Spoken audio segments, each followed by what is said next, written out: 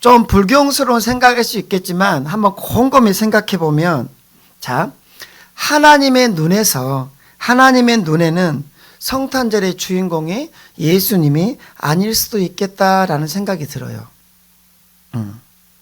우리가 생각할 때 성탄절의 주인공은 당연히 예수님이신데, 자, 이제 하나님의 눈에서 보았을 때 어찌 보면 예수님은 아닐 수 있겠다. 그 대답이 바로 오늘 본문 3장 16절입니다. 다시 한번 천천히 한번 읽어볼게요.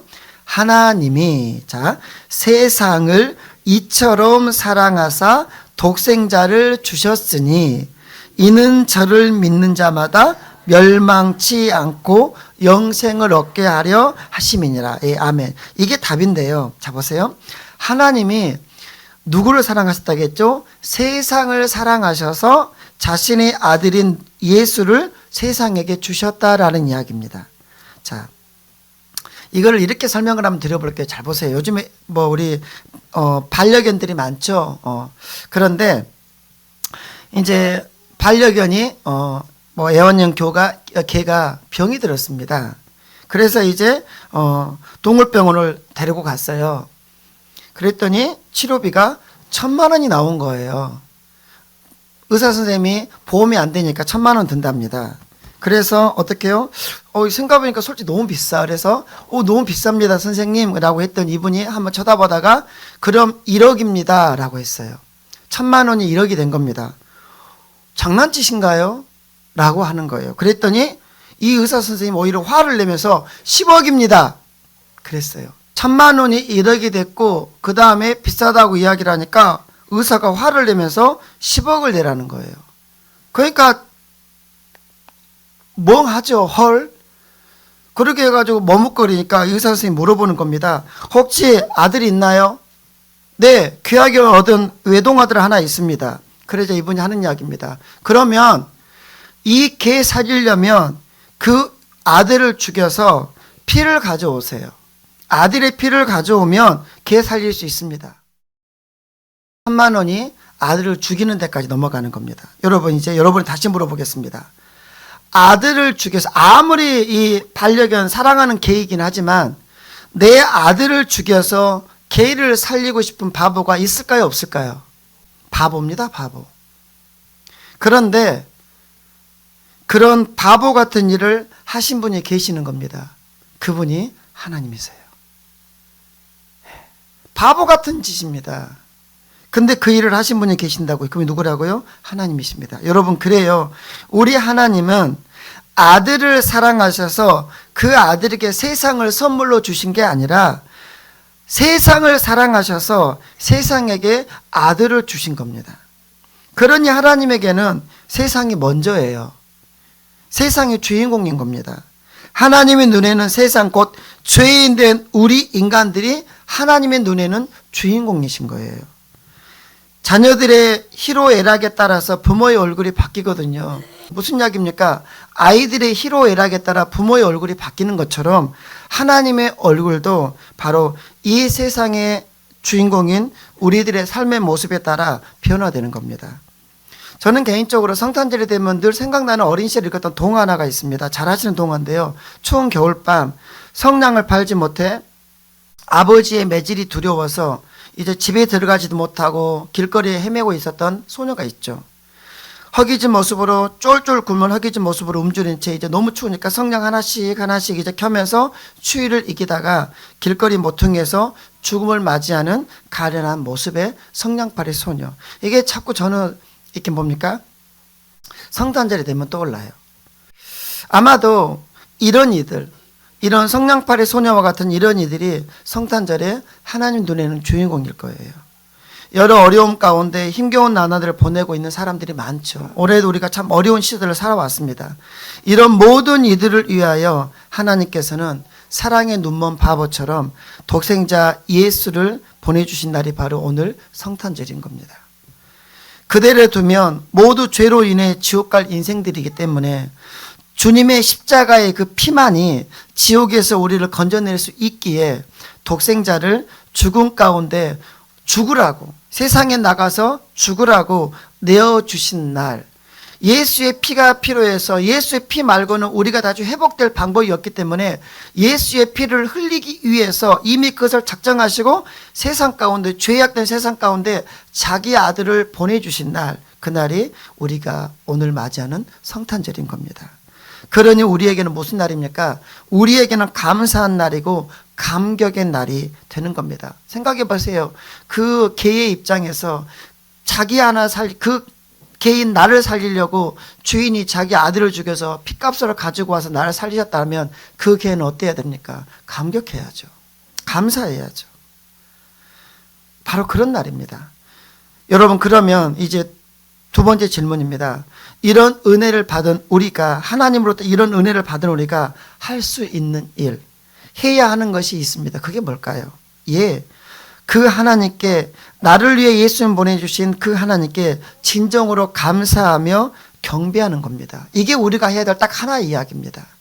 뭘 주세요가 아니라 그 하나님께 우리가 감사하며 감격하여 그분 앞에 감사를 표하고 경배하는 것, 그것이 우리가 해야 할 마땅한 일이고 해야 할 한 가지 이야기입니다. 그런데 이 세상은 성탄절에 누구를 경배하며 기뻐합니까? 많은 사람들은 성탄절을 휴가 시즌이라고 인식합니다. 쉬는 날이에요.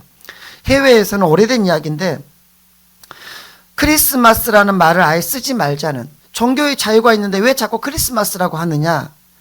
이거는 제가 어제 말씀드렸죠. 크리스마스는 무슨 뜻입니까? 예, 메리 크리스마스는 예수님을 경배하고 찬양하자라는 뜻이잖아요. 그래서 쓰지 말자라는 겁니다. 나는 예수 믿지 않으니까. 그래서 운동을 벌이는 겁니다. 해괴한 운동이죠. 성탄절의 주인이 예수님이셔서 그 예수님을 경배하고 찬양하자고 메리 크리스마스 하는데 그 말 쓰지 말자는 거예요. 그래서 메리 크리스마스 대신에 해피 홀리데이라고 하는 겁니다. 누구의 이야기입니까? 안 믿는 사람들의 이야기죠. 해피 홀리데이. 오늘날 성탄절이 우리를 향한 하나님의 사랑에 관한 감동적인 이야기보다는 육신을 만족시키는 절기로 변질되어 간다라는 겁니다. 성탄절이 다가오면 많은 사람들이 외식이니 여행이니 모임이니 행사 등을 계획하면서 그것들로 인해서 가슴이 설레고 즐거워하는 겁니다. 아, 여행 가자. 아, 이번에 좋은 데 가서 밥 먹자. 사교적이고 물질적이며 쾌락적인 면에 관심을 갖고 육신을 즐기는 휴가 시즌으로 성탄절을 이해하려고 합니다. 안타까운 것은 교회 안에도 그런 분들이 점점 생겨나는 것 같아요. 그러다 보니 이 성탄 시즌은 1년 중에 소비 지수가 가장 높다고도 합니다. 물론 이런 일들이 모두 나쁘다고 말하는 건 결코 아니에요, 여러분. 이런 일을 나쁘다, 이런 건 죄악시한다, 이런 이야기는 아닙니다. 성탄절에 밥 먹는 것, 여행 가는 것이 나쁜가? 그러지는 않습니다. 그러나 제가 이야기하고 싶은 이야기의 요지는 뭐냐면, 단지 성탄절에 우리를 사랑하신 하나님의 사랑에 관한 본질적인 이야기는 빼뜨려버린 채 그저 우리의 육신의 즐거움과 만족만을 위한 절기로만 받아들이면 안 된다라는 이야기입니다. 구세군의 창시자인 윌리엄 부스, 이제 우리 밖에 나가면 그 종 있잖아요. 그거 자선 낭비, 그곳이 구세군인데요. 그 구세군을 창설했던 윌리엄 부스 대장이 있습니다.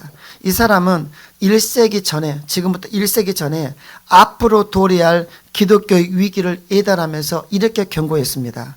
앞으로는 장차 예수 없는 기독교의 시대가 올 것이다. 기독교인데 예수가 없어. 성탄절인데 예수는 빠졌어. 교회에서 성탄절 행사는 하는데 예수는 없어. 무서운 이야기입니다. 예수 없는 기독교의 시대가 올 것이다. 부스 대장의 경고였습니다.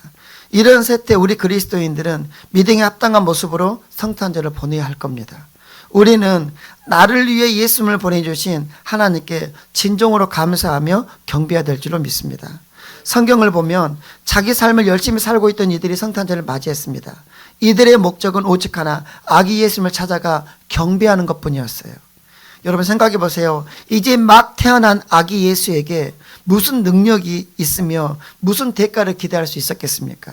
오히려 자기들이 가진 가장 소중한 것들을 예수님께 드려야만 했습니다. 이러한 경배를 드리는 사람들의 모습이 저는 성탄절의 중요한 밑그림이라고 생각합니다. 동방 박사들은 먼 길을 왔어요. 그리고 예수님께 무엇을 받기보다는 오히려 황금과 유향과 몰약, 당시에 가장 소중한 예물을 아기 예수에게 드린 겁니다. 그리고는 호련히 다시 자기들의 삶의 자리를 향하여 또 길을 떠났습니다. 드리고 떠난 겁니다. 저는 성탄절의 정신이란 것이 바로 이런 것이다라고 생각을 합니다. 이 세상에 메시아가 오셨다라는 그 사실 하나만으로, 이 땅 가운데 메시아가 오셨다, 이 하나만으로 이들은 이미 만족하고 있는 거예요. 메시아가 오셨다라는 것은 죄로 죽을 우리가 이제 살아날 수 있는 가능성이 있다라는 의미이기 때문에 기뻐하는 겁니다. 여러분, 죄인 된 우리에게 메시아를 주심에 감사하여 하나님께 경배한다라는 것은 죄인 된 인간이 할 수 있는 가장 고귀하며 복된 일임을 여러분 믿으시길 바랍니다. 여러분, 이번 성탄절을 맞이하며 제가 품었던 한 가지 생각은 저희 모두가 하나님 앞에서 어린아이가 되어보는 거였어요. 어린아이가 되어서 하나님을 최고로 기쁘게 해드리는 것, 하나님께 최고의 재롱을 떨어보는 것, 이게 이번 성탄절에 제가 품었던 한 가지 생각입니다. 감사하게도 이번 성탄절에는 우리 4살, 은찬이가 4살이죠. 예, 4살부터 90세까지. 네. 깁니다. 90세 우리 할머니 성도님까지 재롱잔치에 모두 참여해 주신 거예요. 모든 목장이 다 참여했습니다. 아마 이런 교회도 드물 거예요. 보통은 성탄절 하면 무엇입니까? 애기들만 재롱 떨고 어른들은 그냥 재롱을 구경하는 거예요. 여러분, 엄밀하게 말하면 하나님이 재롱을 구경하시는 거지 우리가 구경하는 거 아닙니다. 우리는 전부 어떻게 해요? 예, 하나님께 다 재롱을 떨어야 되는 겁니다. 이게 성탄의 기본 정신입니다. 그래서 이게 너무 감사한 거예요, 목사로서. 하나님께서도 정말 기쁘게 2부 순서를 관람하실 줄로 저는 믿습니다. 저는 우리 하나님께서 얼마나 잘했느냐 라기보다는 모두가 최선을 다해 성탄 행사에 참여하는 준비한 그 모습에 이미 기뻐하신 줄로 저는 믿습니다. 그래서 저도 한 가지 일화만 소개하고 설교 얼른 끝내도록 하겠습니다. 언젠가 한번 제가 소개했던 사연인데요. 귀한 사연에 다시 한번 소개하도록 하겠습니다. 중년 어른들을 위한 콘서트가 열렸습니다. 어느 여자 가수가 나와서 열창을 했습니다. 한 곡 한 곡 끝날 때마다 박수갈채가 쏟아집니다. 분위기는 점점 고조되었고 가수는 무대에서 내려와서 이제 관객들에게 마이크를 대면서 이 콘서트에, 자기 콘서트에 참여한 이유를 이제 듣습니다. 사람들의 반응과 대답은 제각각이었겠죠. 그러다가 한 부부에게 갔습니다. 그리고 이제 묻습니다. 두 분은 오늘 제 공연에 어떻게 오시게 되었습니까? 다른 사람들은 묻자마자 대답하는데 이 부부가 말을 하지 않습니다. 가수는 이제 관객들에게 잠시 기다려보자라는 제스처를 보냅니다. 한참이 지났습니다. 그러자 남자가 입을 엽니다. 부도가 났습니다. 도망 다니다가 지쳐서 아내와 죽기로 결심했습니다. 마지막 남은 돈으로 채권자들에게 성의를 표시하고 그러고 나니까 딱 10만 원이 남았습니다.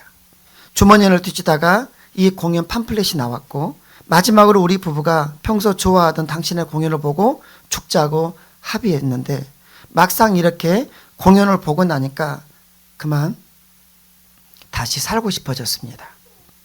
살아서 함께 웃고 노래 부르고 힘을 내서 또 하루를 시작해야 되겠다는 생각이 드는 겁니다. 이렇게 이야기를 했어요. 이 중년 부부가 가수의 노래에 감동을 받은 것이 아니라 오히려 가수가 그 중년 부부의 모습을 보고 감동했을 겁니다. 아니, 그날 밤 관객들은 가수의 노래에서가 아니라 그 중년 부부의 그 모습에서 감동을 받았을 거예요. 여러분, 그래요. 우리는 예수님을 보내주신 하나님의 사랑에 감동을 받습니다. 그러나 그렇게 감동하는 우리의 모습을 보시고 하나님께서는 우리보다 더 감격하시는 겁니다. 우리를 구원하기에 예수를 보내주신 하나님의 사랑에 감동하여 경배하면 하나님은 우리보다 훨씬 더 큰 감동을 하십니다. 마치 선물을 받아들고 진심으로 감사하는 자녀의 모습을 보고 부모가 더 감사한 것처럼 예수님의 어머니 마리아는 평생을 고통 속에 살았습니다. 아들의 고통과 죽음을 목격한 어머니로 살았습니다. 그녀에게 들린 하나님의 첫 음성은 은혜를 받은 자여 평안할지어다. 주께서 너와 함께 하시도다 였습니다. 마리아는 평생을 이 음성을 가슴에 고이 품고 살았어요. 메시아를 잉태하고 그의 어머니로 살았던 고통스러운 그녀의 삶을 우리는 짐작할 수 없을 거예요. 하지만 하나님은 그런 그녀의 평생의 삶을 통해 감동하신 겁니다. 우리도 이제 예수 그리스도를 가슴에 품고 살기를 소망합니다. 어지러운 세상에서 믿음의 사람으로 살아가는 것은 쉽지 않습니다. 그래서 때로는 고통스러울 수도 있고 원망이 터져 나올 때도 있을 겁니다. 그럴 때마다 하나님은 또 우리에게 동일한 음성을 주십니다. 은혜를 받은 자여 평안할지어다. 내가 너와 영원히 함께하겠다. 처음 성탄을 경험했던 이들처럼 비록 우리를 둘러싸는 환경과 삶이 어렵더라도 주님을 경배하며 감사할 수 있기를 바랍니다. 그리할 때 하나님은 그런 우리에게 감동하시면서 은혜를 베풀어 주실 겁니다. 간절히 바라기는 우리 평생에 이런 하나님의 은혜와 평강이 여러분과 영원히 함께 하시기를 주님의 이름으로 축원합니다.